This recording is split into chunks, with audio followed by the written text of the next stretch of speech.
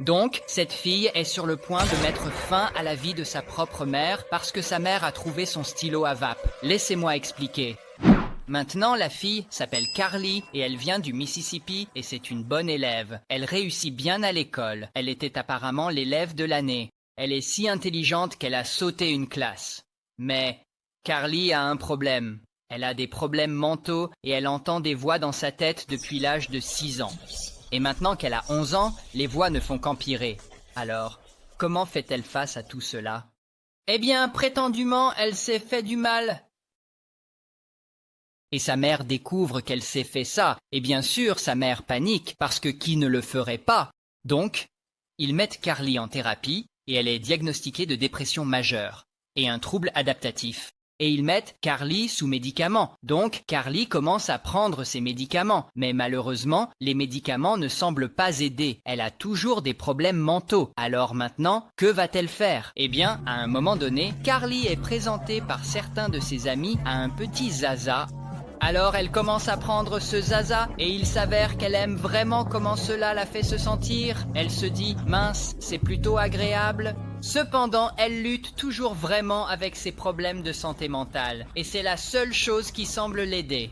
Alors elle commence à faire beaucoup de Zaza. Je suppose qu'elle est vraiment accro à ses stylos à vape. Et cela dure un moment. Je suppose que Carly utilise ce Zaza tous les jours. Voici le problème. Elle le fait tellement que ses amis commencent à remarquer qu'elle est toujours défoncée. Et certains d'entre eux commencent à s'inquiéter parce que ce n'est pas comme ça qu'elle est. Avançons rapidement jusqu'au moment où Carly a 14 ans. Elle a toujours des problèmes mentaux. Et ses problèmes semblent s'aggraver.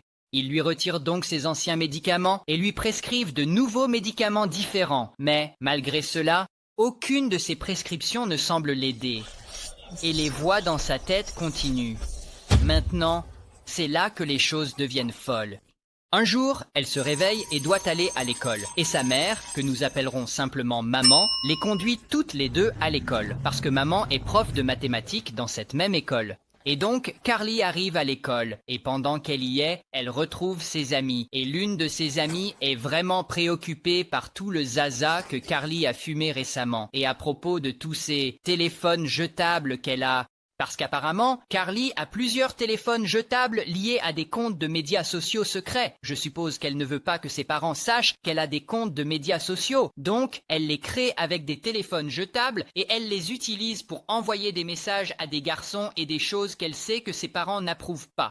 Quoi qu'il en soit, cet ami confronte Carly, je suppose qu'il s'inquiète pour elle. Il dit « Tu fumes trop de zaza, Carly ». Et Carly, elle se fâche comme s'il se mêlait de ses affaires. Et ils se disputent violemment. Et cela s'intensifie. Et Carly finit par insulter le garçon. Donc cet ami, à son tour, se fâche et envoie un email à la mère de Carly et lui raconte tout sur les choses que Carly a fumées, sur les stylos à vape, sur le téléphone jetable qu'elle a. Et la mère lit cet email et elle se dit « Oh, non ».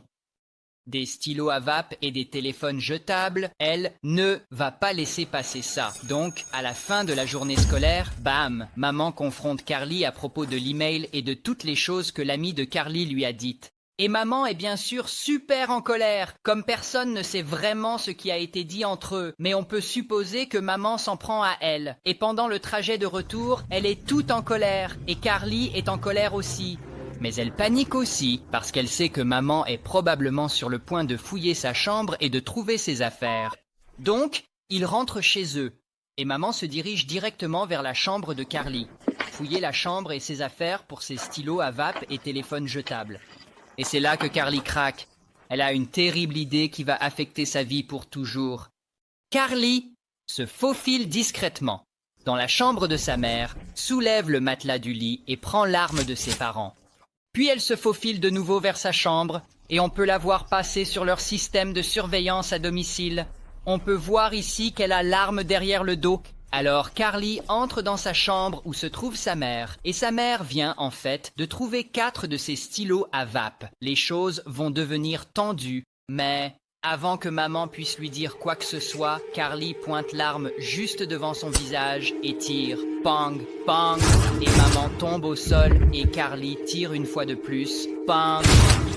Et cela met fin à la vie de maman. Mais ensuite, c'est presque comme si elle avait tout prévu. parce qu'elle retourne dans la cuisine et prend le téléphone de sa mère sur le comptoir. Et vous pouvez voir le téléphone dans sa main. Elle envoie donc un message à son beau-père, que nous appellerons simplement beau-père. Alors, elle envoie un message à beau-père et fait semblant d'être sa mère en lui demandant « Quand rentres-tu à la maison, chérie ?» Et beau-père répond qu'il termine juste quelques affaires au travail. Maintenant, Carly veut savoir quand il rentre, car quand il arrivera, elle est sur le point de le tuer aussi. Et étrangement, après avoir envoyé un message à son beau-père, Carly commence à chanter à ses chiens comme si elle n'avait pas juste tué quelqu'un.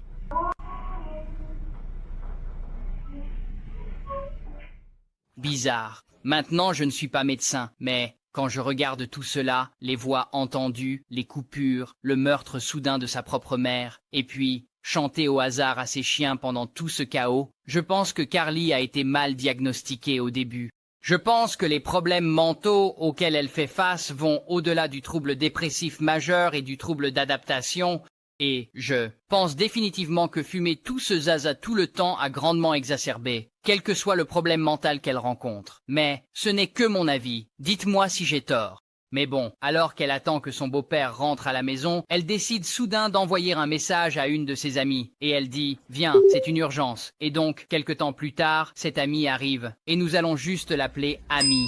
Donc, l'amie arrive et Carly dit « Tu veux voir un cadavre ?» Et l'amie répond « D'accord ». Puis Carly conduit son amie dans la chambre. Et elle lui montre sa mère décédée, allongée sur le sol.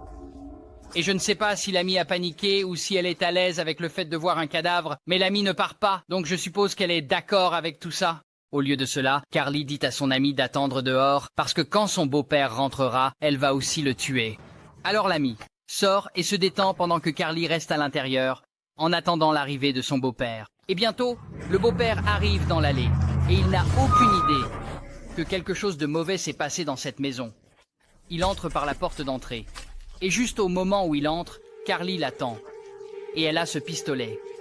Et elle le pointe directement sur sa tête. Et elle tire. Bang! Heureusement, d'une manière ou d'une autre, le beau-père se déplace à la dernière seconde et Carly lui frôle la tête. Et la balle ne fait que raser son épaule.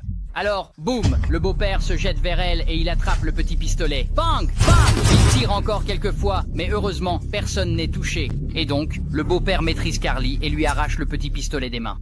Elle panique, sort de la maison et s'enfuit. Et vous pouvez la voir ici sur les images de sécurité s'enfuyant rapidement. Et vous pouvez voir son ami la suivre ici.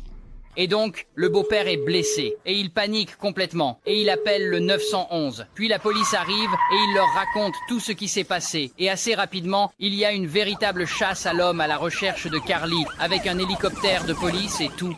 Mais cela ne dure pas longtemps, car bientôt il la trouve pas très loin, cachée dans l'un de ces grands tuyaux de drainage. Et donc, bam, il l'arrête. Voici sa photo d'identité. Voici aussi des images d'elle détenue à l'arrière de la voiture de police. Quoi qu'il en soit, Carly est jugée, et elle plaide non coupable pour raison de folie. Mais le jury n'y croit pas et la déclare coupable. Elle est condamnée à la réclusion à perpétuité